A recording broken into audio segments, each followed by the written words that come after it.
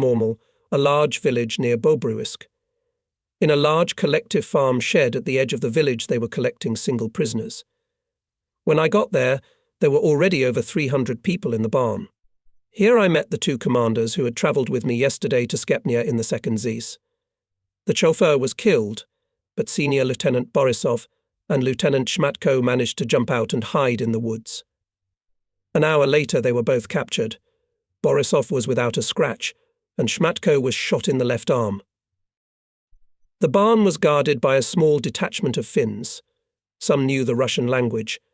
These Finns in German uniforms hated Russia, Soviet power and everything that was somehow connected with Russia. They showed their hatred by swearing merciless beatings at every opportunity, and often by simply bullying the prisoners. There was no organized feeding. Once a day all the prisoners were taken to the area in front of the barn, lined up in a long column of 6 in a row, and ordered to sit down. Then a crowd of peasant women appeared with a variety of foodstuffs, mainly bread, boiled potatoes, porridge in pots, milk, boiled eggs, cucumbers, tomatoes, and other things.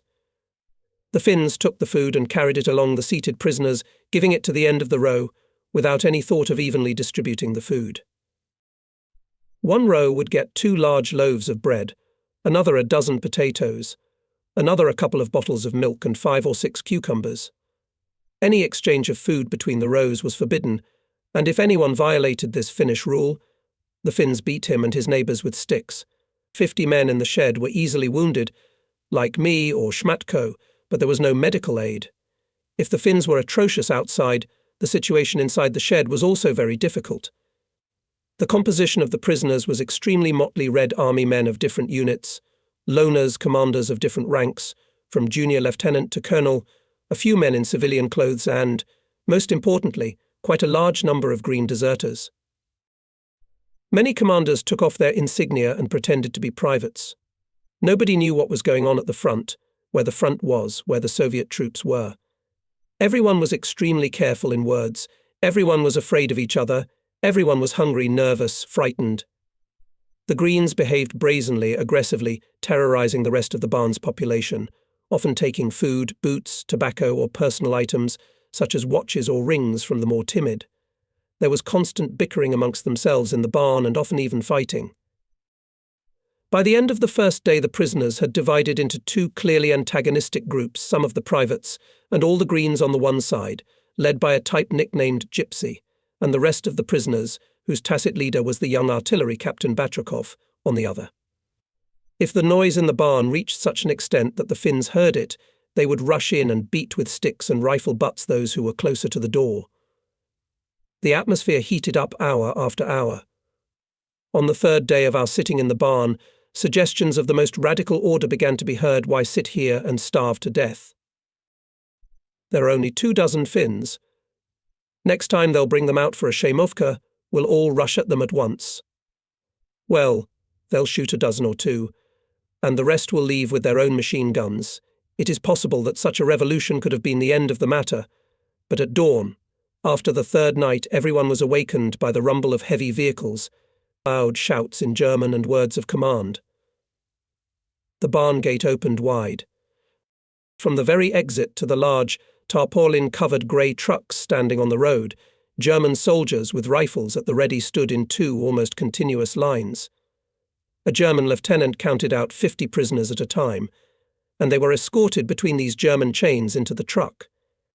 The convoy was incomprehensibly large, at least 100 soldiers, and in addition 2 vehicles with machine guns. In all, 7 trucks came for us. After loading, the tarpaulin was closed tightly and the trucks started on their way. I got into the 5th car, together with my colleagues Borisov and Shmatko. Inside it was stuffy, dusty, people were standing, holding each other and the sides of the car, swaying and falling at turns and sudden changes of speed. Where we were being taken, and how long we would be on the road, of course, no one knew, but everyone assumed that they were taking us to some camp. After almost 3 hours of travelling, we were unloaded in the yard of the city prison in Bobruisk. We were first of all divided into 2 groups, privates and commanders, starting with a junior lieutenant. The Red Army soldiers under escort were taken somewhere outside the gate, and we, the commanders, were ordered to line up in 2 rows. In total, there were 56 of us, including 1 colonel and 1 lieutenant colonel. We stood in the middle of a large prison yard filled with prisoners, but no one was allowed close to us. A German field officer appeared and said through an interpreter that we would be living in this prison for some time, until we were all taken farther away to stationary camps. For officer personnel, he said something for a few more minutes, but apparently the interpreter decided that we needed to convey only the quintessence of the speech. He said that you must all obey the rules of discipline and every order of the German guards. Those who don't obey will be shot to hell. Do you understand that? Gentlemen officers, the interpreter, a Kalmyk or Beryat by the look of him, finished the abridged translation of the long speech of the field fable with a flowery mate. This interpreter took our whole group to the 2nd floor of the main prison building and, pointing to a place at the dead end of a wide inner corridor, said, "This is your bedroom." Gentlemen officers, then he called to some big man with a kubanka on his head and said to him, "This is for your company, Katzo, 56 Stalin's Falcons." The Bobruisk city prison, a 2- and 3-story building of red brick, with some towers, like an old castle, and a wide porch, was packed to the brim with prisoners, gentlemen officers, as the Red Army commanders were now called, by someone's initiative. It was said that no less than 3,000 men had already been collected here. In the large orchard and field adjoining the prison, enclosed by a newly erected double fence of barbed wire, with hastily erected guard towers, again, it was said, more than 30,000 rank and file were gathered. Replenishments arrived in groups several times a day. The commandant of the camp was a German, an Oberleutnant, an apparent invalid, who walked heavily on a stick. The whole mass of captured commanders was divided into companies of 200 to 200 to 250 men, mostly on the basis of geography. Several cells in a row, and a piece of corridor near them, everything was densely packed with people. The commanders of such companies were quick guys who somehow knew German, and almost all of them were of Mongolian or Caucasian appearance. The chief of these company commanders was nominally the German commandant of the camp, but in fact a certain Soviet major, small in stature, bald, guttural, very nervous, and always gloomy as a cloud, speaking fluent German, he with the help of 24 company officers, led the entire administration of the camp. All prisoners were registered, a special card was filled out for each. The wounded went through a medical examination, and those who had suppuration and complications were taken somewhere. My wounds appeared to be in excellent condition, and after dressing them I could almost no longer feel them. Meals were twice a day, in the morning and at 4 o'clock in the afternoon. Both times I was given a litre of liquid soup with millet and absolutely rotten stinking warbler. It was possible to eat this soup only with one's fingers clamped over one's nose. On the advice of old-timers, who had been in this camp for several days already, we received large jars of mustard per company in the kitchen. A few tablespoons of mustard somehow reduced the disgusting smell of the brew and made it relatively edible. We also received a quarter pound of bread in the morning. The rations for the Red Army soldiers were much worse the same. Soup at once a day, without bread and without mustard. During the 3 days that we stayed in Bobruisk, the Germans twice made a disgusting spectacle where the privates were kept. They drove an old bony nag and offered it as meat to the prisoners. The soldiers threw themselves on the horse in crowds, killed it with sticks and stones, literally tore it to pieces with their hands, and cooked their food on the fires. One corner of the prison yard came close to the territory occupied by the soldiers, and some gentlemen officers, lovers of strong sensations, were going to watch the hunt here. Almost all the prisoners who were taken to the Bobruisk prison were from the 4th, 13th and 21st Armies, defeated by the Germans at the crossing of the Dnieper, but there were also commanders from other areas. Gradually, the general picture of the size of the German victory became clear. The Germans were at Kiev. They had the whole Baltic states in their hands. The Germans were approaching Leningrad. Odessa, their tank divisions were advancing with incredible speed to Moscow. Red Army broken, disorganized in panic, retreating along the entire line from the Baltic to the Black Sea, almost no resistance to the advancing. This information was reported mainly by company commanders, all of whom were extremely anti-Soviet, cursing Soviet power, the communists, the party and the father of nations, Stalin himself. They set the tone. During these few days, the entire mass of Red Army commanders who had been captured suddenly turned into ardent enemies of their country, where they were born, and of the government to which they had sworn allegiance and promised to defend their socialist homeland, to the last drop of blood until their last breath. To be addressed as comrade commander was punched in the face, if not more seriously beaten. Mr. Officer became mandatory in conversations.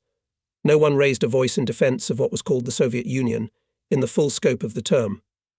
No doubt there were quite a few Communist Party members among the prisoners, but all of them, sincerely or for reasons of camouflage, had turned anti-communist in the face of danger.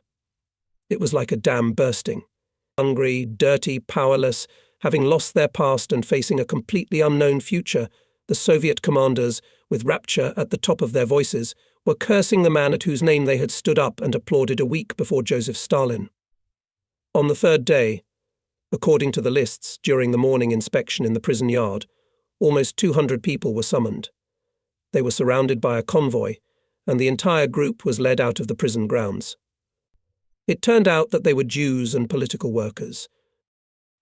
We formed a close, friendly group, and we tried to stick together, me, Shmatko, Borisov, a young junior lieutenant, Kostya Suvorov, and two captains, Zivyalov and Skolsky. We all knew each other during the construction of border fortifications and during the retreat. Together it was somehow safer and more fun.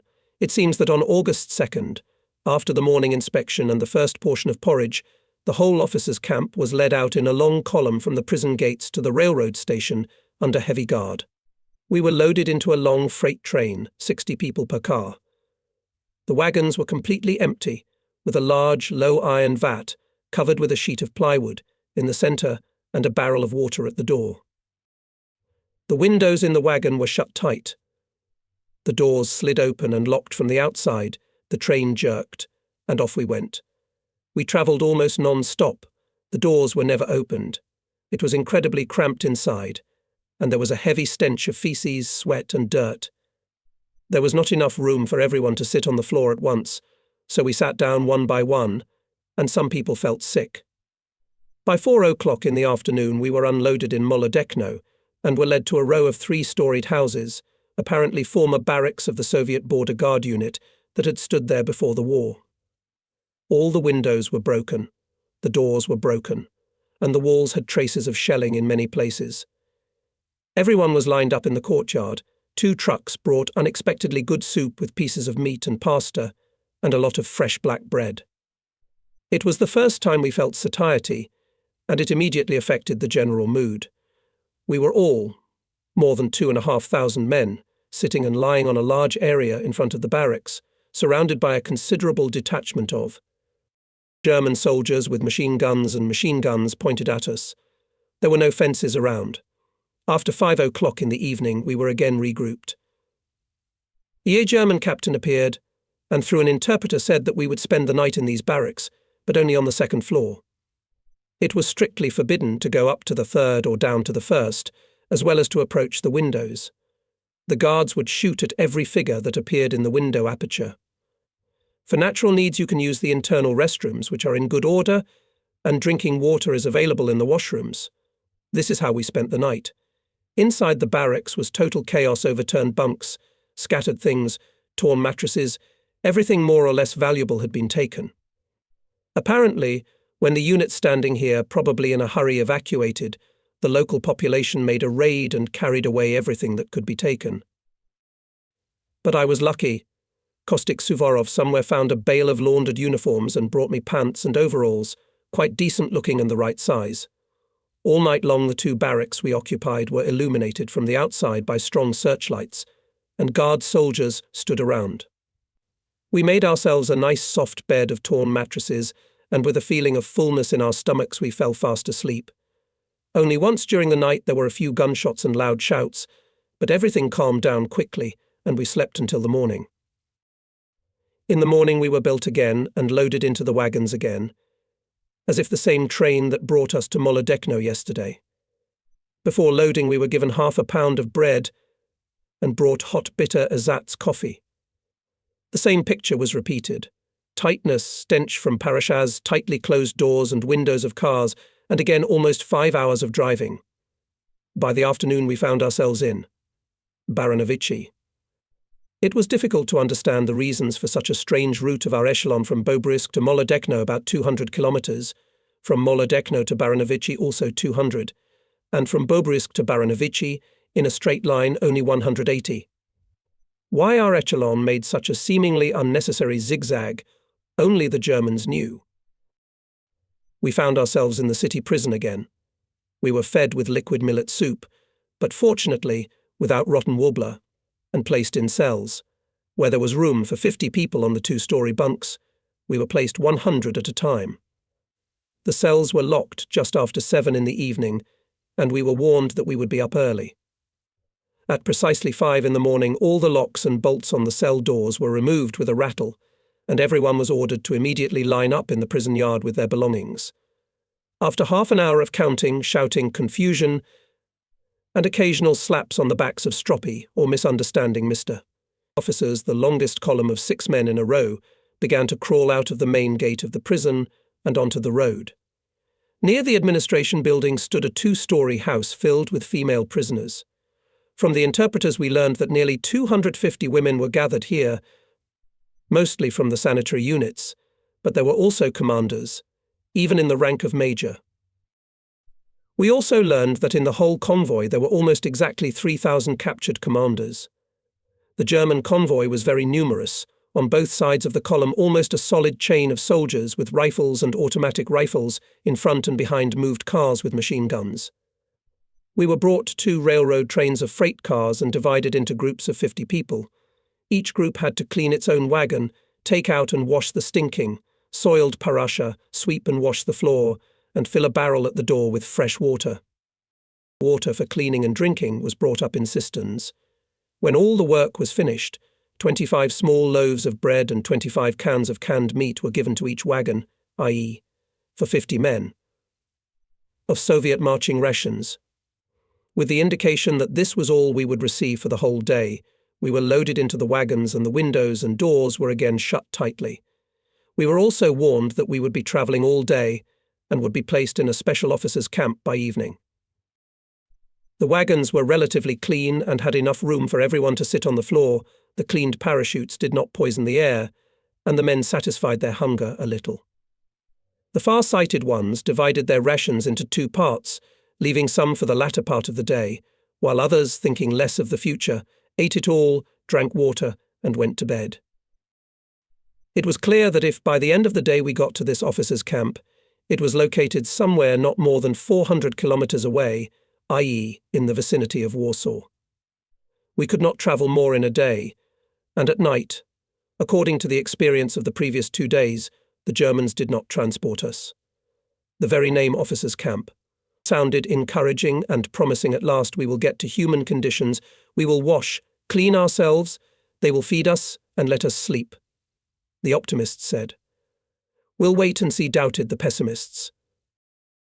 After 3 hours of riding, our train stopped, and the guards opened 5 cars at a time, giving people to stretch a little.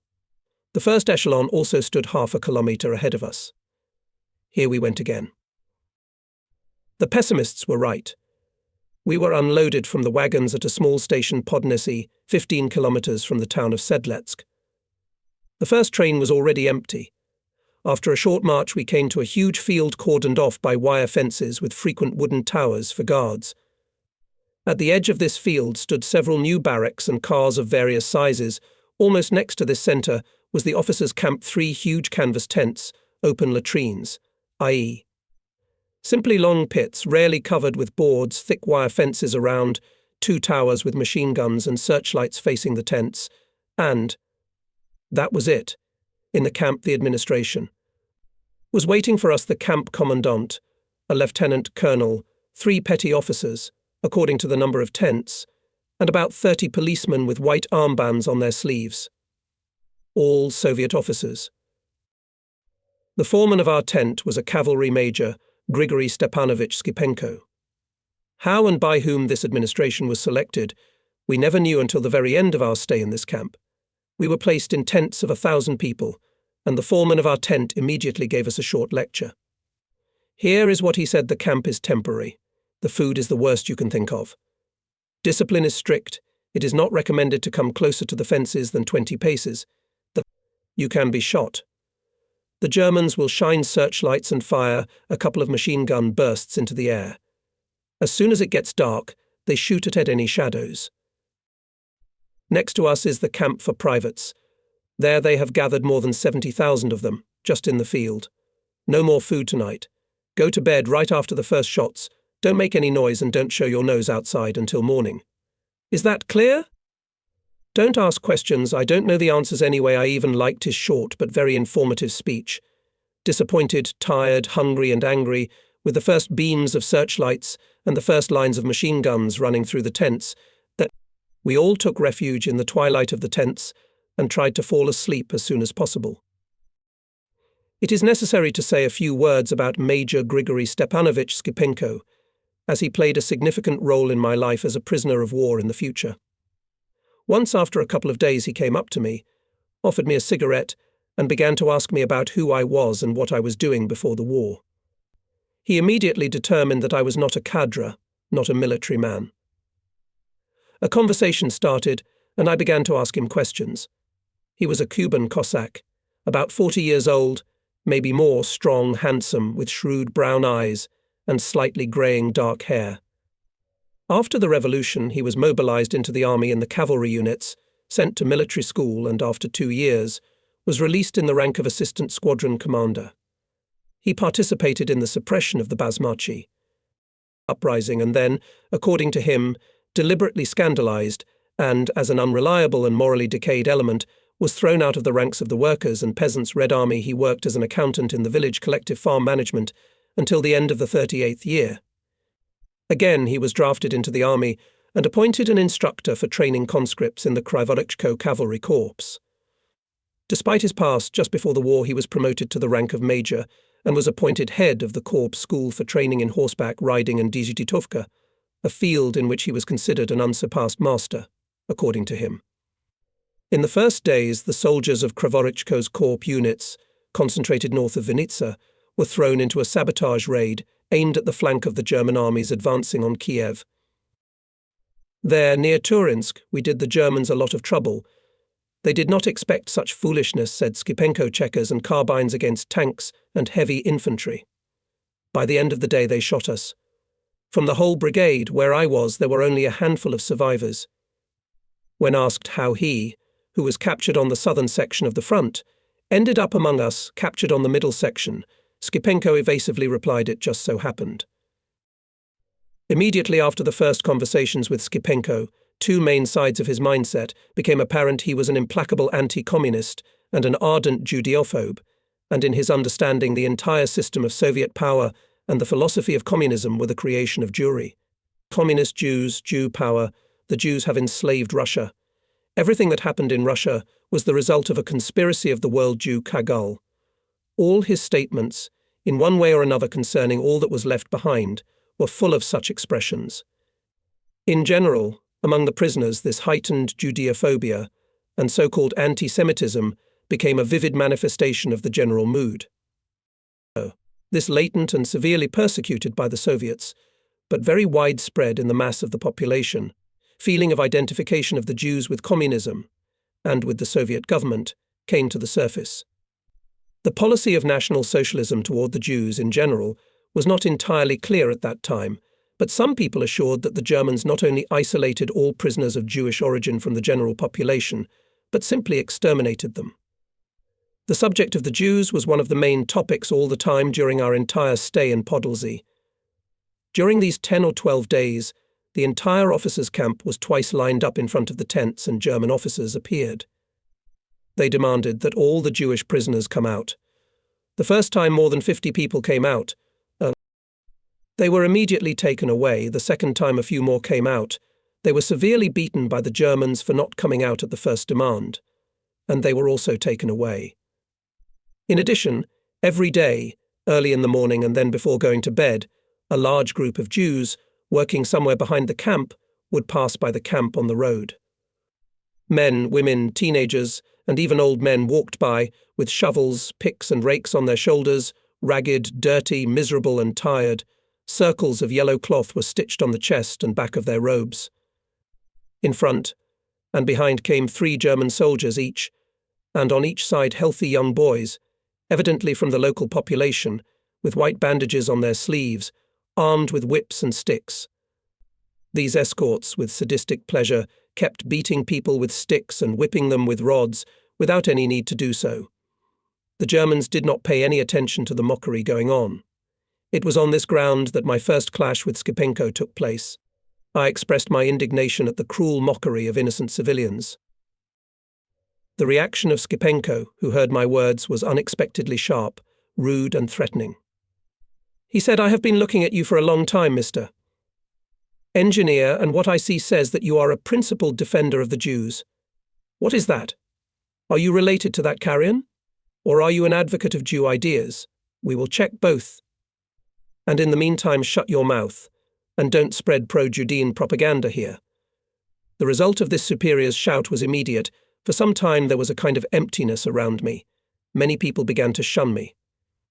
At my next visit to the sanitary unit, for dressing of a wound that had almost completely healed, the doctor unexpectedly examined the part of my body that could have given away my Jewish origin, if I had turned out to be a Jew. Many people went through such a medical examination. The senior interpreter in our camp was a tall, handsome lieutenant with a Georgian surname, nicknamed Dragoon. The food in the camp was very poor, or rather there was no food at all. They brought twice a day several barrels of liquid porridge with millet and potatoes on carts. The quantity of both decreased every day, and warm water remained. Bread, baked from a small amount of flour and some impurities, was brought on the same carts, sticky and spreading like porridge, because on the way the water from the barrels, which had no lids, splashed on it. Taking advantage of his position, Dragan concentrated his activities on trade. He took from prisoners' watches, various pocket things, good boots, belts, overcoats, and other things, and in return he brought bread, boiled potatoes, pots of liquid millet porridge, or some other food. For a loaf of bread I gave him my watch. The rainy weather began. The tents were leaking in many places. It was raining outside, and inside it was damp and cold. But compared to what was going on in the Red Army camp, we had a paradise. A dragoon told me the Red Army men are in a mess there. Almost 70,000 of them were gathered. No tents, no shelters, they are all soaked, hungry, huddled together in piles to keep warm somehow, many dead. The Germans themselves do not know what to do. They have no food, no wood for the kitchen or fires, no sanitary aid. After all, more than 70,000 people are here. This camp is an assembly camp. According to the plan, every day they should send from here in batches to stationary camps, but for more than a week there has not been a single shipment. It ended with an explosion. A few days after our arrival, after lights out, when it got dark, thousands of Red Army soldiers simultaneously rose up and with shouts, screams and wild roars rushed at the wire fence, fell it down and, under just hurricane fire from all the towers, began to scatter in the darkness in the neighborhood. The sirens wailed, obviously to take revenge. Several machine gun lines were fired at our tents. 3 of us were wounded. A military unit arrived in a hurry. The area was cordoned off, and all night the shooting was heard. In the morning we were not allowed out of our tents. Germans were patrolling around each tent, and no food was brought. So, not knowing what was going on, we sat in the tents almost until the end of the day. Finally, we were allowed to go out. There were many German soldiers around the camp, outside and inside the tents, watching us warily. Only bread and a couple of barrels of cold coffee had been brought, but even that was greeted with great joy. From a distance we could see that masses of Red Army men were sitting on the ground, cordoned off by rows of Germans, while others were busy working to rebuild the barbed wire fence. The rain had stopped since morning, the Red Army had large fires burning, and people were drying their clothes there. Then it was told that more than 1,000 people had died in the escape. No one knew how many had managed to escape. The next day a whole caravan of cars arrived, loaded with planks, firewood, plywood, various pieces of wood, and sometimes even parts of walls with windows and doors. Everything suitable was used to build sheds in the camp for the Red Army soldiers, and the rest for firewood. 2 large cars of such scrap wood were brought to our officers' block. Our bewilderment as to why they brought us this combustible material was dispelled very quickly in the following days, instead of Belander we were given. Raw millet. The Germans had run out of all supplies to feed 70,000 people. Fires were lit all over the camp, and the prisoners began to cook their own food. But unsifted millet is not easy to turn into something edible. It's a tricky one. Our group, as well as the others, started to strike work. Flat stones were found, and we all started grinding millet into flour and diverting the husks. The rest of the husks floated to the surface when the flour was poured with water and boiled over a fire. The result was millet flour chowder, to which we added wild sorrel, which grew in abundance on the plot, and some other herbs, which Borisov claimed were not dangerous to the human stomach.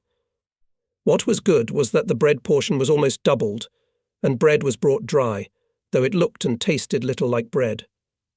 Only the appearance of neat and ruddy brown loaves amused the eye. Such meals continued until our departure from WWII. On the last day at the morning inspection, an event occurred. Several German officers came again, and one of them, in Russian, addressed the ranks demanding that all political officers, commissars and political workers leave the ranks. He warned that he had a list, and those persons who did not come out at once would still be identified and severely punished. I stood in the front row, and could see how these unfortunate people came out of the ranks, as if they were going to be shot. There were unexpectedly many of them. Someone counted 109 people. When the last one left the ranks, the officer, who spoke Russian, said something quietly to two policemen with armbands on their sleeves who had come with him. Both of them approached our interpreter Dragan, who was standing next to the commandant of the block, and suddenly began beating him with short batons. Dragoon fell to the ground, but they continued to beat him brutally, mercilessly in front of the whole formation. Then they lifted him to his feet and, continuing to beat him, brought him to a group of political workers. The dragoon was covered in blood and moved bent over, holding his stomach with both hands. "Here is an example for you," said the officer. "A company commissar, a communist and a Jew. If there are any more such creeps among you, you must find them yourselves and throw them out of your ranks."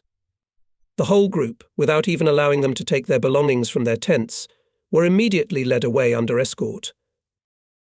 The next day, after breakfast, i.e., a portion of bread and almost cold ersatz coffee, they ordered to line up with things. When the whole column, having left the officers' block, approached the main camp commandant's office, the endless roll check began, lasting until 2 o'clock in the afternoon. It was not until 3 o'clock that we again approached the two echelons made up of teplushkas and loaded 50 men per wagon. The doors were closed, and by the sound we realized that on the roof of our wagon, probably, of course, not only ours, sat German convoys. The train jerked and rolled. This time we travelled not only for the rest of the day, but also for the whole night. We travelled slowly, with frequent stops. On the road we were not fed, we were not let out of the carriages, and only once we replenished the tanks with drinking water. Few people could sleep. It was cramped. There was a stench of parachute in the tightly closed carriage.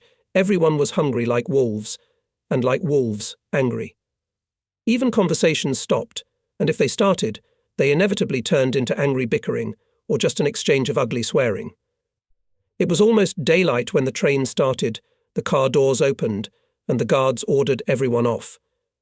A long column, 6 men in a row, stretched through the not wide streets of the city. The population was not visible, whether it was too early or whether the inhabitants had been ordered. Not to appear on the way of the column, but there were soldiers all along the way. The convoy was in front and behind. The German soldiers were also walking on both sides of the column with rifles drawn, bayonets fixed, and were keeping a sharp lookout to see that no one was out of line or lagging behind. And, surrounded by this mass of soldiers, in the middle of the sidewalk, walked almost 3,000 dirty, tired, ragged, overgrown with stubble, with dishevelled hair, hungry and completely demoralized Red Army commanders. Our column entered the square.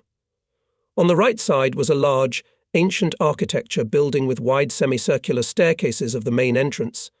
There, at the entrance, stood 2 automobiles with machine guns, and on the top landing of the stairs a decent group of German officers. From the interpreters we learned that this intricate building with a tower was the town hall, the town was called Zamos. Passing through the centre and turning several times through completely deserted streets, the column came to a barracks town, surrounded by 2 rows of barbed wire. The gates of the camp were wide open. Right against them in the yard stood a row of large metal tanks, and near each of them a German soldier with a large scoop in his hands. The prisoners would immediately line up at the tanks, and each would receive a full ladle of the thick, tantalizing-smelling hot brew. The Germans had hoped for normal human discipline, and wrong.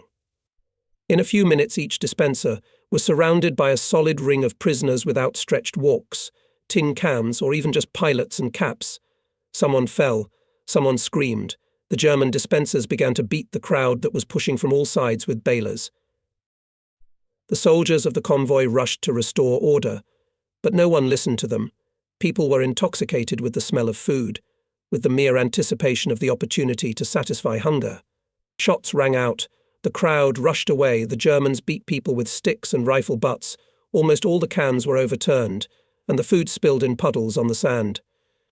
The whole mass of prisoners was pushed to the edge of the platform, and we stood in a dense crowd under the muzzles of rifles pointed at us. This went on for about 20 minutes. Then a tall, broad-shouldered, red-haired man in a neatly fitted Soviet commander's uniform, without insignia and wearing brightly polished boots, appeared. He ordered everyone to line up in Russian and, aligning the ranks, kept scolding us commanders, they call them. Bastard, rabble, sheep herd. Such a scandal. Stalin's falcons, of course, these epithets were accompanied by classical Russian mate. A group of German officers appeared in the courtyard. In front of them walked a red-haired elderly Oberlieutenant. In a strong, low voice he commanded attention and approached the Oberleutnant. For a few minutes they talked. Then the German stepped forward and through an interpreter said to us roughly the following. I am amazed at your total lack of discipline and dignity. I am ashamed that you wear the proud title of officer. I wanted to deprive you of all food for 24 hours, but I have been informed that you have had no food for the past 24 hours. You'll have your soup boiled again, and you won't get it till noon. It's your own fault what happened. Now you will be taken to your barracks, and I warn you that in our camp any breach of discipline is punished very severely. He turned abruptly and left with his entourage. We began to be led in groups to the barracks, but only a little less than half of us got into the barracks, because there were already many prisoners in the camp who had arrived before us. The other part was led in a line through the camp and placed in 2 huge stables, which stood at the end of the camp and were separated from it by an additional fence. I, with my group, got into stable No. 1. While we were settling in and looking around, they brought food. Lots and lots of it. We had such a sumptuous lunch for the last time in Molodechno. The camp in Zamos was designed for 2,000 people, but when our replenishment arrived, up to 7,000 people were accommodated in this area. In the whole area there were 5 large barracks for 950 people, 5 small barracks for 150 people, 2 stables where almost 1,500 prisoners would live. In addition, there was the so-called generals' barracks, where several generals and colonels lived, a police barracks, a sanitary unit. For reasons that are not clear, all those who quite by chance got to the stables were isolated from the rest of the prisoners. The gates were closed, and a policeman was always on duty near them, letting in only those who went to receive rations for the stablesmen. The stables were almost new and apparently little used for their intended purpose, but in spite of the fact that all the internal equipment had been removed and the floor covered with a thick layer of fresh straw, the peculiar odour persisted. After a couple of days, all of us and all of our belongings were soaked in that aroma, and we got so used to it that we just stopped noticing. For our complete isolation from the rest of the camp, we had a separate latrine on the territory of the stables, similar to Podnesnenskaya's, i.e., just a long pit with boards over it. The commandant of the stables was an engineer colonel from the staff of the 21st Army Gorchakov. I talked to him more than once in Podolzhye. His first administrative decision was to divide the whole mass of prisoners into groups of 50 men. Gorchakov appointed me as the chief of one of such groups. The duties of the head of the group were not difficult. The main thing was to get food for the group and to divide it fairly, equally. The composition of the group, 50 people, was dictated by the fact that the tanks in which soup was brought from the kitchen had a capacity of 50 litres. The food was relatively decent, especially in comparison with Bobruisk or Podolsy. Every day they were given 3/4 of a pound of quite edible bread, a litre of rather thick pearl soup with potatoes, rutabaga and traces of meat. In the morning and in the evening everyone received a litre of ersatz coffee, a tablespoon of borage jelly, a slice of sausage or processed cheese and 3 or 4 boiled potatoes. The worst scourge in the whole camp was lice. People were unwashed for a long time, in dirty, tattered uniforms, without haircuts and beards, and the lice were in unbelievable numbers. Most of the day had to be spent fighting these parasites. Under the rays of the already dim autumn sun, right after the morning inspection and breakfast, everyone stripped naked and tried to get rid of lice. They lit fires and held their underwear and clothing over the flames to scorch the parasites. Most of the prisoners' bodies were bitten by lice and scratched to the point of bleeding. After spending a few hours frying the lice, the next day they had to start all over again. The lice multiplied faster than they could be eliminated. After a week or 10 days our isolation suddenly ended. The policeman at the gate disappeared. The gate opened wide and no one prevented us from going to the main camp. The Germans had little to do with the internal administration of the camp. At the head of the camp stood the Russian commandant, who was also the chief of the internal police, selected from the prisoners. This commandant turned out to be the same large red-haired man who had restored order after the scandal that had broken out at our entrance to the camp, and his name was Colonel Gusev. Who he was, where and how he had been captured, who and why had appointed him full dictator and verdictor of the fates of the 7,000 population of the camp for the Soviet gentlemen officers, no one knew. His main assistants were the Galician Gordienko, a huge man of enormous stature, incredible physical strength, and grim appearance Yoka Polovoy, handsome as a movie actor, a very young, insolent, with obviously sadistic tendencies tank lieutenant, and Strelkov, an artillery captain, a small brunette with a dashingly twisted moustache on a ruddy face. At this main staff there was also a senior interpreter of the camp named Stepan Pavlovich. His surname was unknown to us, an elderly man like. A school teacher with a wedge beard and big glasses. This centre appointed cooks to the kitchen, commandants and policemen to each individual barrack, controlled the distribution of food, the work of the sanitary block, work assignments, etc. The barrack commandant appointed room superintendents and was fully responsible for order in his barrack. In the separate 4-room barrack, no. 12-1 room was occupied by Gusev and Stepan Pavlovich, and in the other 3 rooms lived, I think, 7 generals and 15 colonels. The most senior in rank was Lieutenant General Karbyshev. The population of this 12th barrack did not show themselves at all in the camp yard, and the entrance to the barrack for outsiders was strictly forbidden. The generals and several colonels were taken out of the camp about a month after our arrival, and in this barrack of the senior command staff lived the remaining colonels, lieutenant colonels, and some majors. Nobody offered me a place there. When it became possible for us stable men to walk all over the camp, I met some acquaintances, and among them was Nikolai Kochagin, a Kiev engineer who had been captured in the first days of the war near Korostan. With his help I was able to move from the stables to the barracks, and not only myself, but took with me Zavyalov, Borisov and Suvorov, who had become my close friends during those weeks of captivity. The commandant of the 4th barrack was a certain Ovchinnikov, a military engineer of the 2nd rank, i.e., a lieutenant colonel. Ovchinnikov and a few of his buddies decided to create an improved atmosphere in the room where they lived and filled it with a mostly intellectual crowd.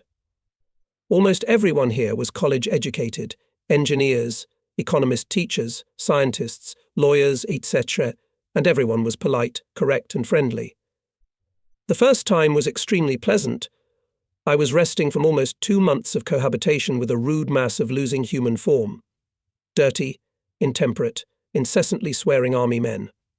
Soon, however, the negative sides of this intellectual environment became apparent.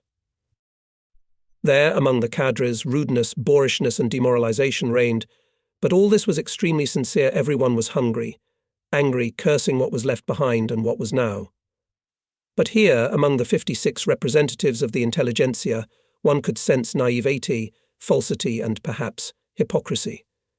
Emphasized courtesy in address, with the obligatory polite arguments, careful words, and slippery expressions of their thoughts. "I'm sorry, but I can't agree with you, sir. Thank you, sir. It was all so exaggerated and so out of keeping with the moment and the surroundings that it was starting to get on my nervous system." It was as if the whole room smelled of the strongest odour of mothballs from things taken out of the chests of the last century. Besides, behind all this outward courtesy and politeness, one could feel a complete lack of trust in the interlocutor or bunkmate. Just as in the Soviet Union, it was always necessary to remember the limits of permissible deviation from the general line. So here, in the room of the sub-Soviet intelligentsia, there were already both new limits of permissibility and a new general line drawn by Gusev and his assistants. The creators of this new general line, the camp police, did not hesitate to rob everyone. They took everything of any value. If a person did not resist, they would give him a piece of bread or a pot of police spill for the taken thing. But if he resisted, they would beat him, take him away, and give him nothing. I had good commander's boots, which I had received when I was reclothed after Zobin, and of course they were noticed. One day Captain Strelkov came up to me. "Hey, Major, sell the boots. I'll give you a loaf of bread and soldier's kurzes." I declined the offer, but Strelkov insisted. "That's the price for today, and tomorrow you'll get a kick in the teeth in payment." I was advised to accept the generous offer, and when Strelkov reappeared, I told him, "Take the boots, for 2 loaves and Kurzov boots." Strelkov looked at me. "Wow." "You agreed. And why do you look like a Jew? Are you of Jew blood? Come with me, let's check your document. Maybe I'll get your boots for free." He took me to the sanitary unit. "Doctor, check, suspicious doctor." Ishenko, whom Kochagin had introduced me to a day or two before, pretending to see me for the first time, made an appropriate check and wrote on a piece of paper, after a medical examination of Mr.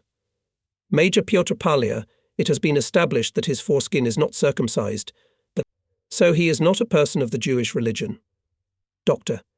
S. Eshenko. September 14th, 1941. Strelkov looked at the certificate and, shaking his head, said, "Too bad. I'll have to pay for the boots, and you still look like a Jew. Keep that document with you. It may come in handy again." He took the boots, and in the barracks I ate all the bread with my friends, celebrating the fact that I had foreskin, not circumcised, and began to flaunt my Kurzov boots, worn but intact. Everyday life in the camp was getting worse and worse. The terror of the police was increasing, and the food that was given out was getting worse. Cereal in Balanda had completely disappeared, and potatoes and rutabagas were often found completely rotten. Real hunger began to be felt more and more.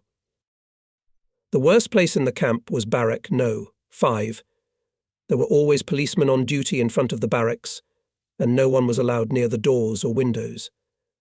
Every morning from all 3 rooms of the barracks the prisoners took out the parashas, emptied them into the cesspool, washed them at the well, and carried them back to their rooms. The appearance of the inhabitants of Barrack No. 5 was horrifying, dirty, in rags, half naked, with bruises on their bodies and faces, with eyes in which horror froze. The Polizei, under whose supervision the operation of taking out the parasha was carried out, used to compete with each other in swearing and beating these prisoners. This daily spectacle made a depressing impression even on the prisoners who were already accustomed to everything.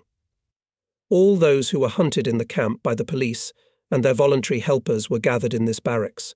The police, by position, and the volunteers out of love for art and for a pot of grub from the bar table. They hunted for political instructors, commissars, NKVD officers, and of course for people of Jewish origin, children of mixed marriages. Almost every day it was possible to see how from some barrack the police dragged out another victim and, beating him on the way, took him to that damned Barrack No. 5.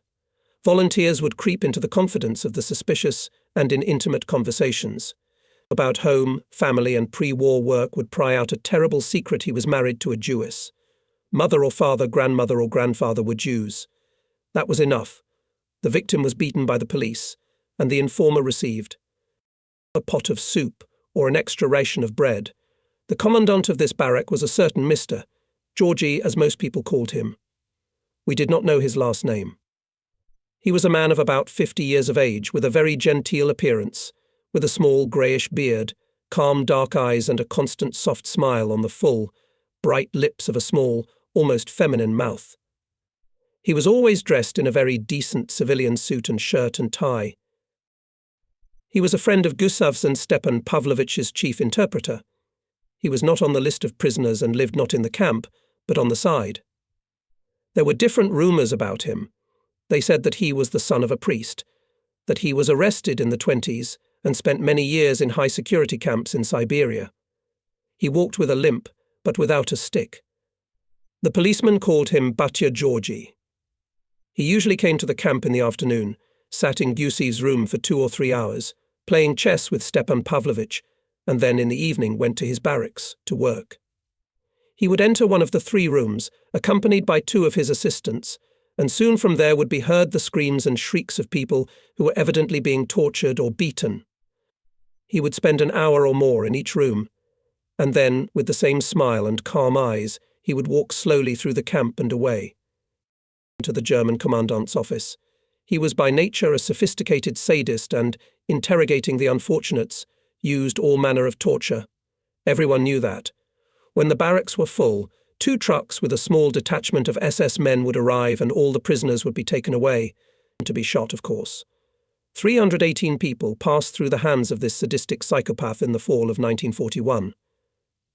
My acquaintance Kolya Kochagin also died in Barrack No. 5. It was said that his mother was a baptized Jewess and that he was handed over to the police by Dr. Ishenko, the head of the sanitary unit, who was also from Kiev and knew Kochagin from the labor school, where they studied together. In the middle of November, they finished building the bathhouse. All the population of the camp for a whole week passed through sanitization. Heads were shaved naked and all the hair on the body, where they were supposed to grow, all washed in the bathhouse with hot water and liquid, toxic-smelling soap, and the clothes were fried in special chambers, and in the whole camp for several days there was a special smell of fried dirt and burnt lice. But the nutrition worsened every day. I became visibly weaker. In the morning it was difficult to get up from the bunks. I felt dizzy, and an obvious psychological depression was developing more and more strongly. It was a very dangerous state. Many people slipped into this abyss and slowly died. Their philosophy was that the amount of calories they received did not allow any physical activity, so they spent all their time lying on the bunks, coming down only to check, to get rations and to perform natural needs, and some even stocked up on utensils for these needs and came down only to empty the utensils. They were literally rotting on the bunks alive. It took me a great effort of will not to be among them. I forced myself to wash, shave, walk, even do gymnastics and volunteered for any work in the camp. It helped. Then it became a habit to do something all day long, and to spend only a minimum of time on the bunks to sleep. One morning, after checking, the barracks commandant told me that from Monday all the junior lieutenants living in the other 2 rooms of our barracks would go to the German warehouses for work, and that he wanted to appoint me the head of one of the rooms. The room foreman would at the same time be the brigadier of such a team, to assign, to work, to keep order, to maintain discipline, and to allocate to the camp administration, i.e. to Gusav and his cronies, a certain portion of the booty. You realize that everyone and everything that can be stolen will be stolen. When you return from work, the police will not search, but the police have free entrance to the rooms, and if they suspect and are found to be harbouring stolen goods, there will, of course, be great trouble both for the workers and for the head of the room. Will you accept such a job? I gladly agreed. Firstly, leaving the room of rotten intellectuals. Secondly, constant work, activity, responsibility, and finally, thirdly, the likelihood of sometimes being fed. How not to agree? On Sunday I took command over room No. 2 of our barracks and a work brigade of junior lieutenants, and on Monday 2 brigades, from each room of 25 men, went to work behind the wire. Before this, the night before, I had told my subordinates about the conditions of our work and our duties to the high command of the camp, which Ovchinnikov had told me about. As we walked through the town under escort of a dozen soldiers, ragged, dirty and thin as skeletons, The inhabitants stopped and looked at us with pity. Once I heard a woman say to another in Russian, "Where are they taking them, the wretches?" Apparently, there were many Russian people living here in the centre of Poland. We were assigned to work in small groups of 5 to 6 people. Some worked on loading bales with uniforms, others, the majority, on unloading rollers of barbed wire. A few people shifted blankets in the warehouse, and only one group got the job of packing individual packets of marching rations. But there the Germans watched every movement of the prisoners, and it was impossible to conceal anything, hide it in a pocket or send it to the mouth. The team leader, in this case me, did not have to work and could walk freely from one group to another, keeping an eye on order. Everyone became despondent. The hope to grind something obviously did not come true. However, at 12 o'clock in the afternoon everyone was given a piece of good bread, a couple of galettes, a decent piece of sausage, and hot coffee. The field officer in charge of food distribution said that from tomorrow they would give soup here at work. Everyone's mood was lifted. I was walking through the courtyard, past some Polish workers repairing the sidewalk, and one of them made a sign to me. I paused and realized he was pointing to a small bag lying in the grass by the road a little ahead. Passing by and making sure that none of the Germans were looking in my direction, I picked up the bag. There were 2 pieces of bread, a thick slice of pork lard, and a packet of Polish fudge, so-called Grodno fudge. Returning along the same path, I quietly said to the working Poles, "Dziękuję panowie," and in reply I heard, "Eat to your health. May God protect you," in pure Russian. I paused and wanted to say something, but one of the workers warned me go on without stopping. "We are strictly forbidden to speak to you." Suddenly I had an idea to pass a note to my relatives through them. I stepped aside, took out the list of the workers of the team, and pretending to mark something in it, wrote on a scrap of paper, "I am a prisoner of the Germans, in Zamos, as long as I am alive in good health. We will soon be taken to Germany," and signed and dated it. I wrote the address of my grandmother, Aunt Mother, because I was quite sure that she had not evacuated with the Reds. She continued to live in her small apartment in Kiev on Pushkinskaya Street. Then he took another sheet and wrote on it, "Kind people, if possible pass this note to my family, so that they would know that I am alive. Thank you." When I passed by the people working on the sidewalk again, I threw the note on the ground, and then I saw one of them pick it up and put it in his pocket. After this incident, I never saw these people in the warehouses where we worked. Already after the war, in Germany, I met with acquaintances from Kiev, and they told me that after Christmas 1942, some railroader came to my grandmother and brought my note, which was given to him by a driver who drove trains to Poland and back. The kind people turned out to be really kind. When we returned to the camp after work, we were given the dinner we were supposed to have, and in addition, a better lunch. It was the same camp meal, but much thicker, with a clear presence of pearl groats. Immediately after bedtime, the senior policeman, Yoka Polovoy, came to our room with 2 of his handmaidens. In both rooms of the junior lieutenants there were no bunks. They slept on the floor in rows. Only for the eldest room there was a long table, which served as a bed. The prisoners also slept under the table. Yoka was dressed in a good commander's suit. On his hands he had brown gloves, and on his feet my boots taken from me by Strelkov. They must have been too small for Strelkov, I thought. Polovoy walked across the room among the prisoners and ordered, "Get under the walls. Labourers." Face me, everyone hastily obeyed the order. Polovoy had a bull in his hand. It was a favourite weapon of the police, a bull's penis, especially dried and dissected. The blow left a long, very painful bruise at a light blow, and a bleeding blue scar at a stronger one. Anything sludulated, take it out of your pockets and put it at your feet. All of it. Understand? If I find who cheated, I'll wash it in blood. Now, the booty was pretty pathetic: a dozen apples, some raw carrots, a few small jars of canned meat, and quite a few bags of cookies from individual marching rations. That's it. Why so little? Hey, XO. The fieldman turned to me. "You." He swore at me. "What were you watching?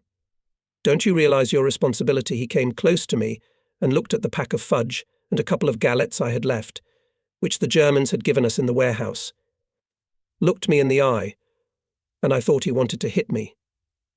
but he didn't. Wow. You figured out Grobninskaya. It's bad for you to smoke, you're so skinny. Polovoy stepped on a packet of makorka and spread it on the floor. For your own good, you wretch. Stop smoking, he walked across the room, and in 2 places deliberately stepped on the galettes lying on the floor. One of the prisoners exclaimed, "What are you doing, Yurka?" "You've crumbled the galettes. After all, this is food." Polovoy turned and with his left hand slapped the prisoner, and then with his right, armed with an exotic whip, struck the unfortunate man on the shoulder.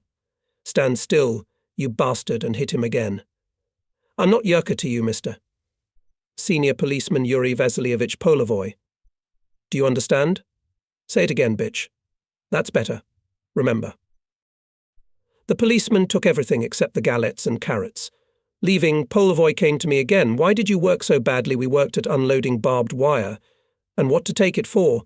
We have plenty of it here already." I grinned crookedly. "You're joking." "Look, don't make too many jokes. Next time if you do, I'll have other jokes with you." He left, accompanied by his adjutants. "Is that clear to everybody?" I asked. "Tomorrow the second group will have to meet the demands of the superiors. Otherwise we'll all be in trouble." Everyone spoke at once. "Why the devil to get along? You risk being caught by the Germans there. If you bring it, the police will take it away. There's nothing to carry into the camp. Everything goes straight into your stomach.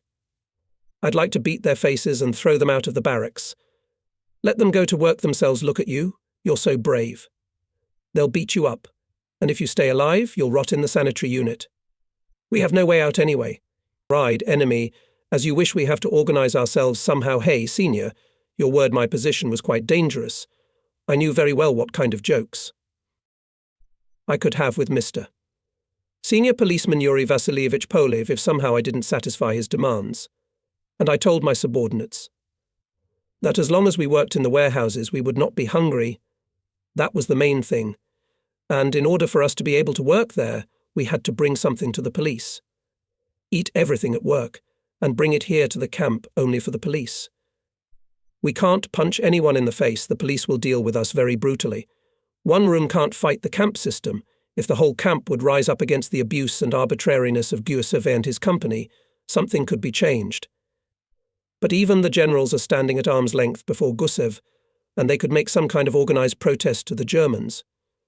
Maybe it will happen someday, but for now we can only hobble along and keep quiet." I gathered as much makorka as I could, smoked and went to bed on my desk. But I couldn't sleep for a long time. I kept thinking about that handsome Polovoy and his police comrades. What sort of people were they?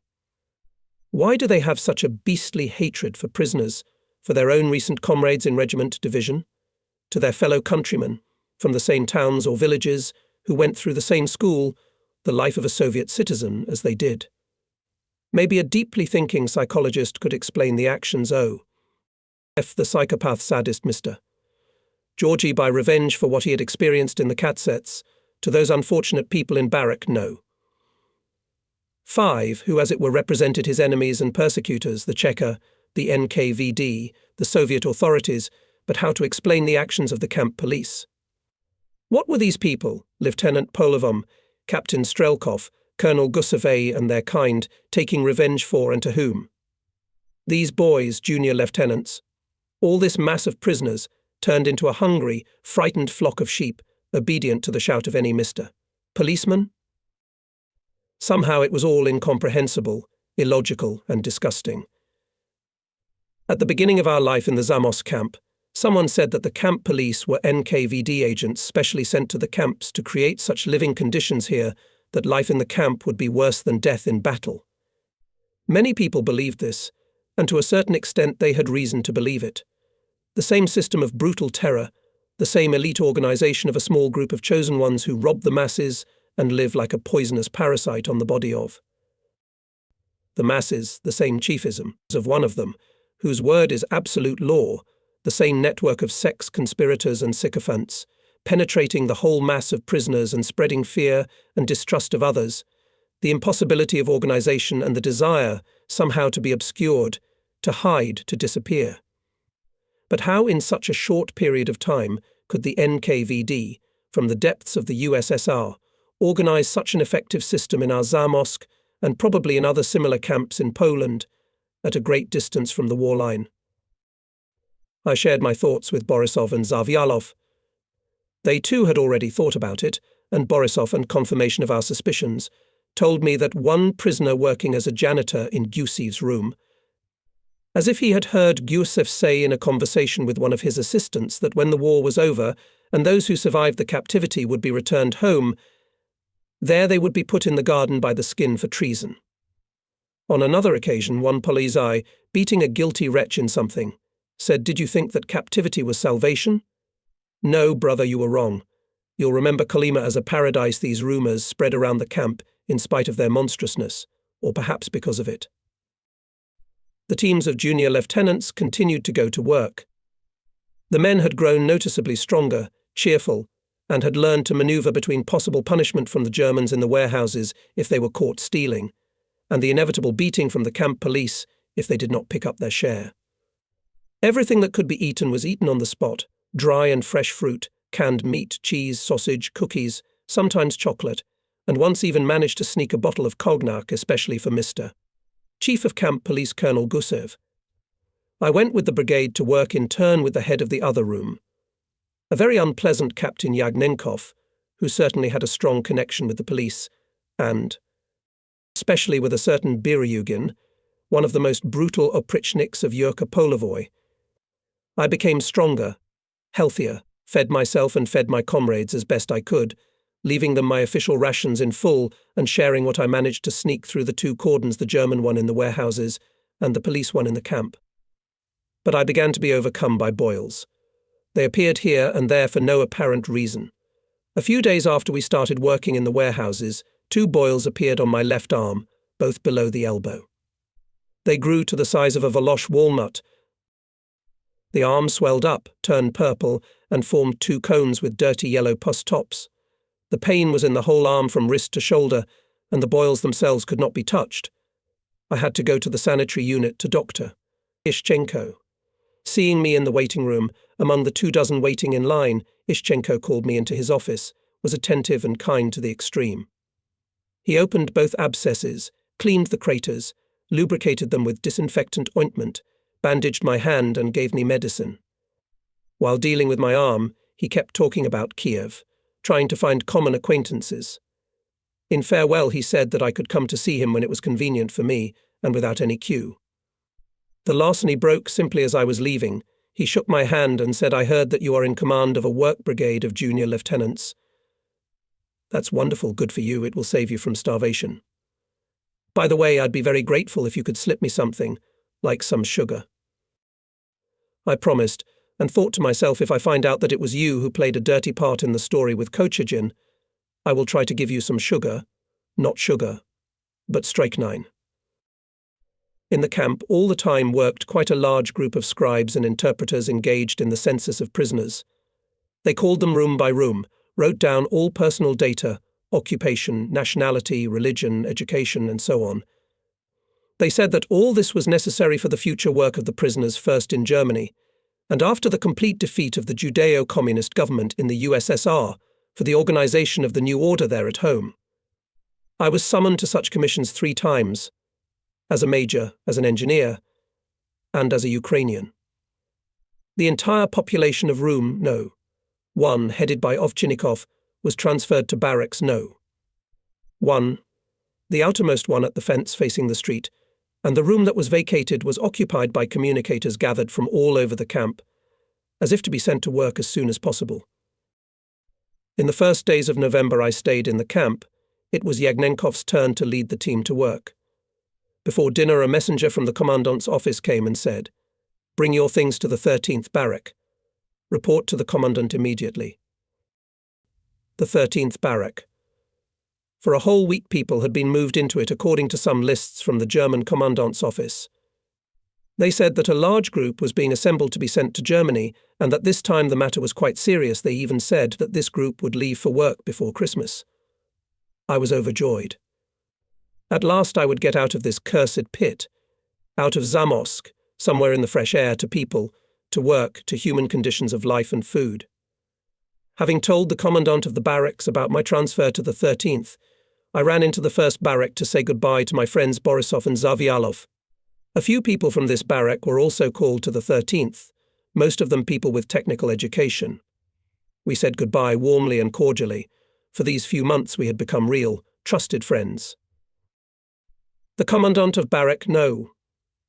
13 turned out to be my old acquaintance from Podnesia Cossack Major Skipenko. He looked at me glumly, and having made a mark in the list, said, "Here we meet again, Mr. Engineer. In the 7th room there is a senior Captain Strelkov. He will suit you." I did not like this combination at once. Commandant Skipenko and the senior captain in the room, Strelkov, were exactly the kind of people with whom I had no desire to communicate. Strelkov, of course, recognized me at once and greeted me with a grin. "My dear friend, what a joyful meeting. And you cheated me with the boots, they were too small. I had to resell them." Strelkov was the senior in 3 rooms, No. 5, 6 and 7, but for some reason he settled down in our room, No. 7. There were no bunks in the rooms, and everyone slept on the floor, as we did in the 3rd barrack. Outsiders were not allowed into the barracks, and we were ordered not to hang around the camp either. In the morning we all went through the bathhouse, were given a set of very decent underwear, and then uniforms. The uniforms, scattered, mostly Red Army, but clean, whole and disinfected, were issued per room, so many pants, so many gymnastics, overcoats and shoes, and so all the time after lunch we were busy fitting and exchanging what we received, trying to match the size. I was worried that Strelkov too often pestered me with conversations and jokes, asking me about my family and my former pre-war work, asking my opinion about the causes of the war, about the future structure of Russia, or why do I consider myself a Ukrainian. Before going to bed, after dinner, which we got about twice as much as usual, Strelkov picked on me again with some questions. I made myself cozy with all my belongings in a corner of the room, laying my clean, disinfected-smelling overcoat on the floor, and putting my gas mask bag with all my belongings under my head.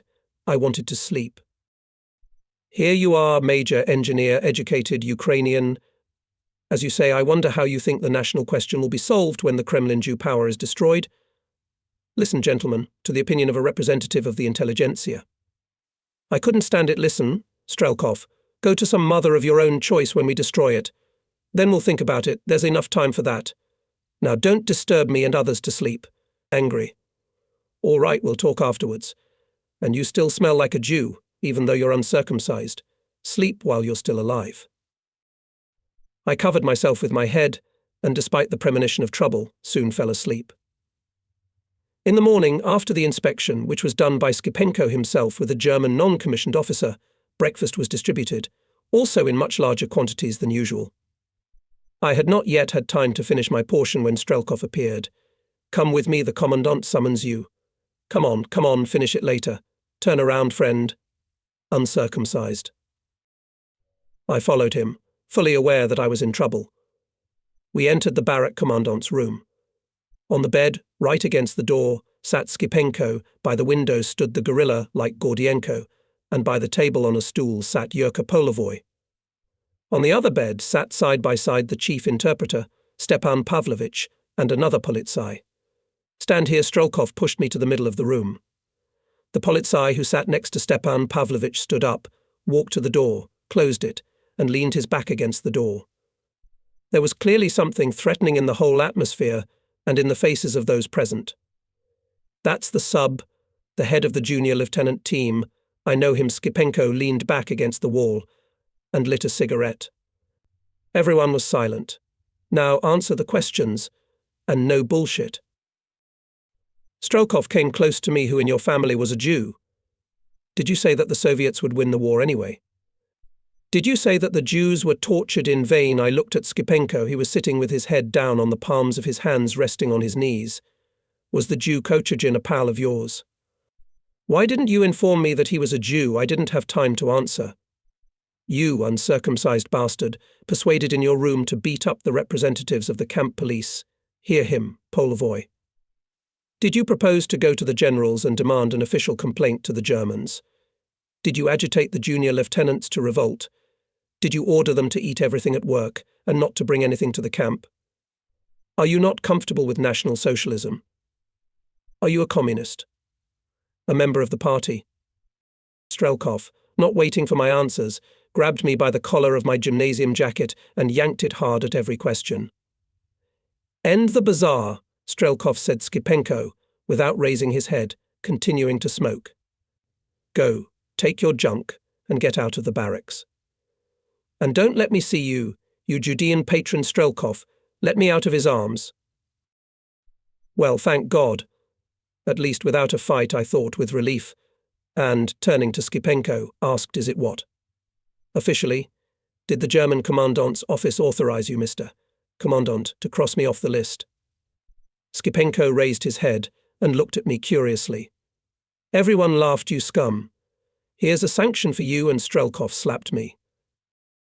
Badly thinking about what I was doing, I stepped on his foot with my left foot and hit him from bottom to top in the chin with 2 fists.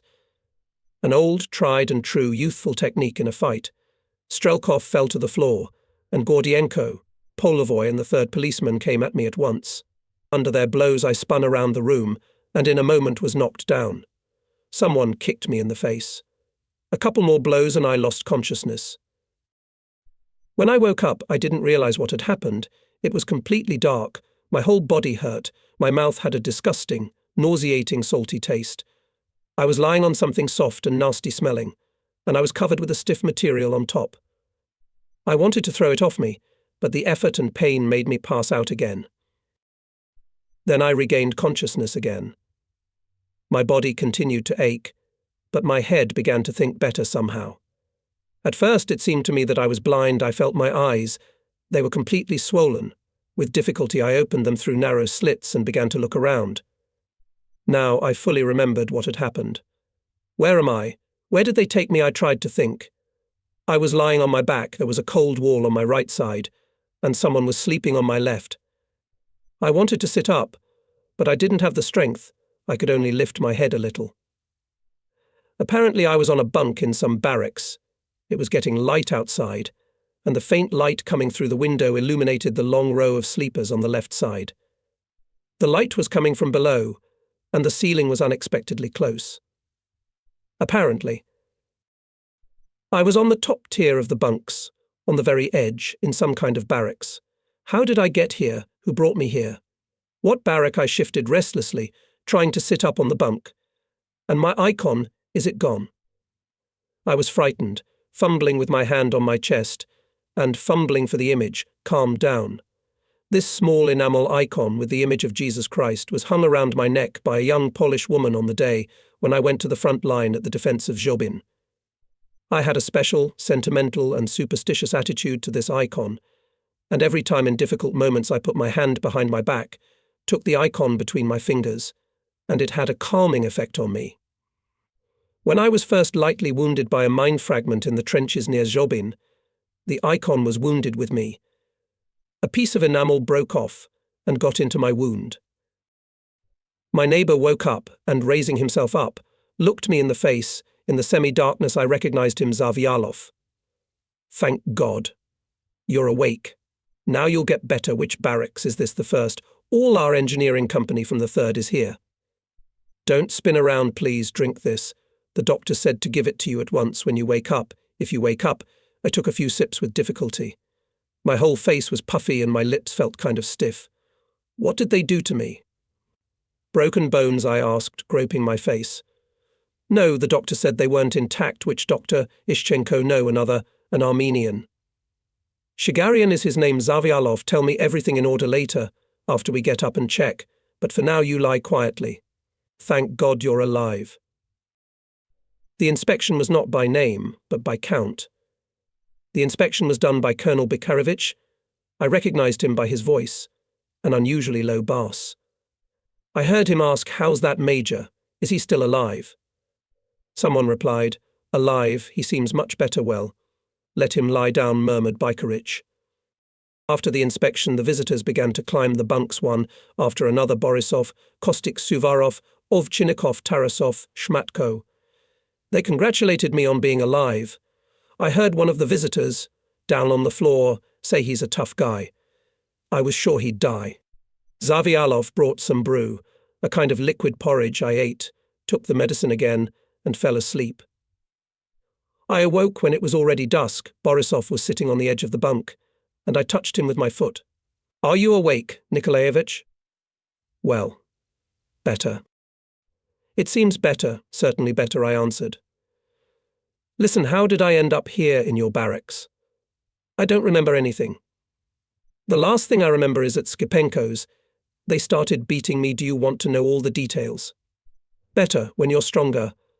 "I'll tell you," but I insisted. Borisov first got down from the bed and brought me the same liquid porridge again. And then a young, Oriental-type man climbed up to me. "I'm Doctor Shigarian. How are you?" He took my temperature, felt my pulse, smeared something on my abrasions and bruises, and climbing down, said everything is fine. "Take this medicine all day tomorrow. The day after tomorrow I'll come again. Don't go to the sanitary unit yourself. Your body is strong, dear Major, very strong. The only loss is, I think, 3 teeth. You got off cheap." He left, and I asked Borisov to give me a mirror. He reluctantly handed it over. "I don't want to spoil my own mood," he said. Indeed, one could spoil one's mood. The whole face was ugly swollen, especially the right side. The lip was split, teeth were knocked out, the ear was torn, and there were continuous sizio-black and greenish streaks on the forehead, on the cheeks, and on the neck. "Yes, painted," I mumbled, handing over the mirror. "Well, now that the results are known, tell me what you know. You left in the 13th on Tuesday, and on Wednesday morning one of our men came running in and said that you had been killed by the Polizei. And what day is today?" I interrupted him. "Saturday." "Well, we decided to check it out, of course. My buddies went to Barrack 13. There they were told that I was in the sanitary unit. They went to the sanitary unit. At first the orderlies wouldn't let them in, but they shouted, 'Doctor.' Ishchenko came out to them and said that I was dead and my body was in the dead room. They returned to the barracks. The funeral service was held and unanimously decided that you were a good guy then. At Zavialov's suggestion, they decided to go to say goodbye to the body, according to Christian custom, before the corpses were taken to the graves in the morning. The whole group went. The watchman and the dead room were not allowed to pass. They bargained and, having given a whole packet of Grodno Mahorka, went into the shed where the corpses were lying. Borisov suddenly coughed and, getting down from the bunk, said, "Let someone else finish the story." In the dead room there were 8 corpses, neatly stacked in 2 layers and covered with tarpaulins. They pulled back the tarpaulin, and I was lying on top. My face was bruised, blood caked on my lips, my eyes closed with swollen eyelids, dead.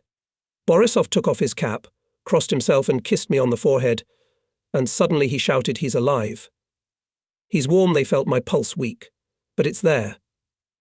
"They took me out of the barn," they shouted. The guards came. The policeman on duty. Everyone was frightened. Even in Zamos they didn't bury alive people together with corpses. Ishchenko came, also frightened. He signed the death certificate for the commandant's office. They brought me to the sanitary unit. Ishchenko cleaned up, and Dr. Shigarian washed my wounds, disinfected them, bandaged them, gave me injections, injected medicine into my mouth. He was afraid of a fracture in his skull. This Shigarian advised to take me to a barracks, away from the police. My friends went to the commandant of their barracks, Baikovich, and got permission. Thanks Shigarian, he came 3 times a day. Even Gordienko came by once, asking is that Major alive. When he found out he was alive, he decided, well, he's alive, big guy, so everything's legal. You're enrolled in the 11th room of the 1st barracks officially.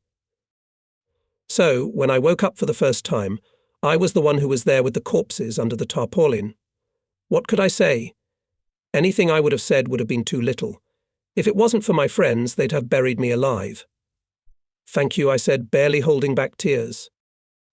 A few days later, still with a swollen and painted in all colours of the rainbow face, I could, overcoming the pain, get down from the bunk and independently move around the camp. Once, coming out of the restroom, I pushed face to face with Gordienko. He grinned, and, looking at me with empty grey eyes, said Divi, "Vychichavsia, I'm sure you have cysts from the back of your head. Go away, or I'll try again how they hum."